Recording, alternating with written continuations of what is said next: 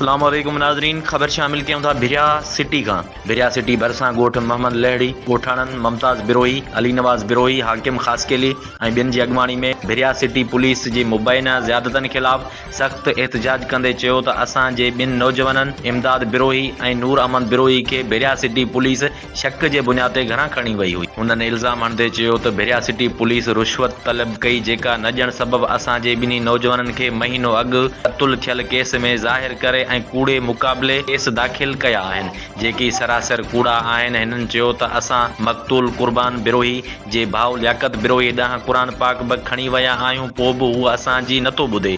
बेगुनाह आहियूं, असांजी नौजवाननि मथां कूड़ा केस दाख़िल कराया आहिनि। हुननि चयो त असांखे ख़दशो आहे त भिरिया सिटी पुलिस असांजे नौजवाननि खे कूड़ो मुक़ाबिलो ॾेखारे मारे न छॾे।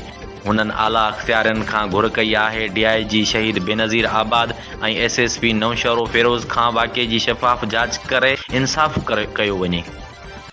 SHO भिरिया DSP जांच लाइ असां छोकिरो ॾिनोसीं, छोकिरे वञी हुते हुननि टका कराए त चई पुलिस मुक़ाबिलो ॼाणाए त असां पकड़ियो आहे इहो हिन कुर्बान जे क़तल केस में।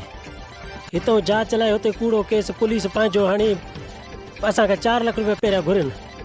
असांखे SHO DSP ॿिन्हिनि असां वटि पैसा कोन आहे।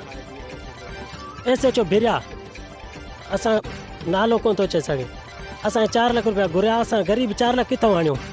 40,000 असां ॾिनासीं, पोइ बि ॿिया पैसा न ॾियण ते हुननि कूड़ो क़तल जो केस मथां हणी छॾियो, कूड़ा 10 केस ॿिया हणी छॾिया अथनि।